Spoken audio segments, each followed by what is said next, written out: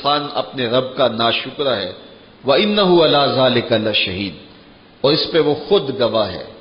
کوئی خارج سے دلیل لانے کی ضرورت نہیں ہے کہ دلیلیں دی جائیں کہ انسان ناشکرہ ہے، یہ دیکھو اس نے ناشکری کی۔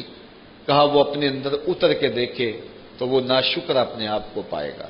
سر کی چوٹی سے لے کے پاؤں کے ناخنوں تک جو کچھ ہمیں ہمارے وجود کے اندر دیا گیا، کیا اس کا ہم نے کبھی شکریہ ادا کیا ہے؟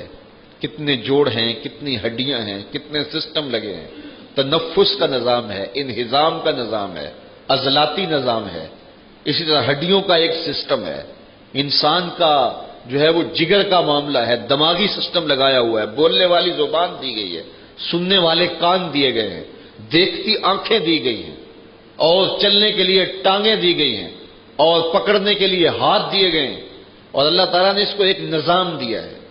ایک لقمہ اٹھانے کے لیے اس کے لیے جو اہتمام کیا گیا ہے، سب سے پہلے ہاتھ سے چھوتا ہے، اگر زیادہ گرم ہے تو وہیں چھوڑ دے، پھر اس کے بعد وہ اس کو منہ کے قریب لاتا ہے، دوسرا سینسر لگائے ناک، اگر بدبودار ہے تو وہیں چھوڑ دے۔ ناک کو کانوں کی جگہ رکھ دیا جاتا، کان کو ناک کی جگہ رکھ دیا جاتا، لیکن ایسا نہیں، اس کی ضرورت یہاں تھی۔ اور پھر اس کے بعد جو ہے وہ زبان پہ اگر کڑوا ہے تو وہیں تھوک دے، پھر اس کے بعد دانتوں سے اس کو چبایا جاتا ہے، اگر اس کے اندر کوئی سخت چیز ہے تو وہیں پھینک دے، پھر اس کے بعد حلق سے اتارا جاتا ہے۔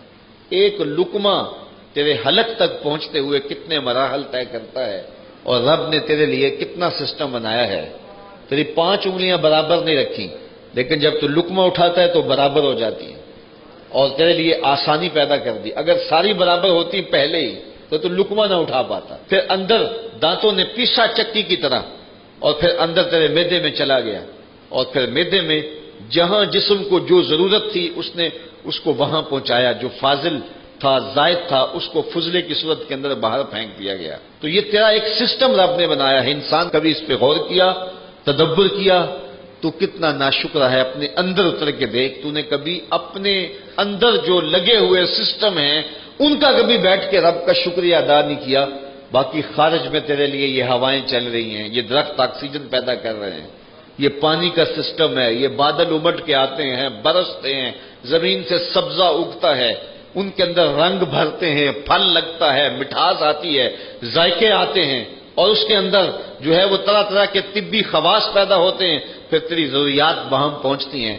تیرے لیے اس نے جو ہے وہ آکسیجن رکھی ہے، تیرے لیے ہواؤں کے بندوبست کیے ہیں، تیرے لیے سائبان رکھا ہے، چھت رکھا ہے، ماں باپ کی شفقتوں بھری گود رکھی ہے، تیری آنکھوں کی ٹھنڈک اولاد اور بیویوں کو بنایا ہے، تیرے لیے جو ہے وہ مال دولت سواریاں، طرح طرح کے پھل انواع و اقسام کے کھانے، طرح طرح کے مشروبات، معقولات اور لحمیات، کیا کچھ تیرے لیے بنایا۔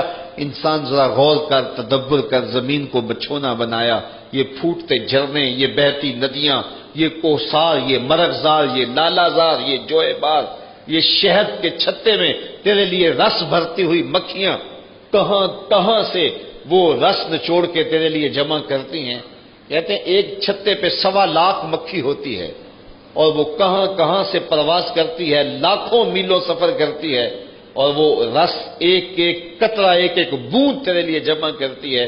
وہ تیرے لیے غذا بھی ہے، تیرے لیے شفا بھی ہے، تیرے لیے دوا بھی ہے۔ تو نے محنت نہیں کی، کوشش نہیں کی، اس کو نچوڑ کے اپنے اندر اتار لیا۔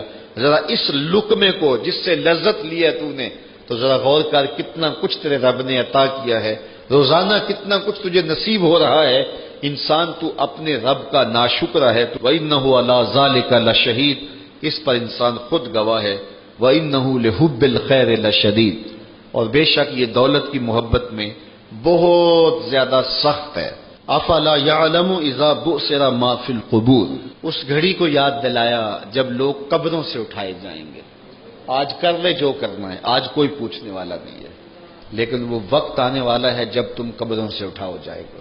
تو صاحبو، قبل اس سے کہ وہ وقت آئے، کوئی حجت باقی نہ رہے، مجھے اور آپ کو اس مختصر سی زندگی کا محاسبہ کرنا چاہیے۔ اللہ مجھے آپ کو اپنی رحمتوں کے حساب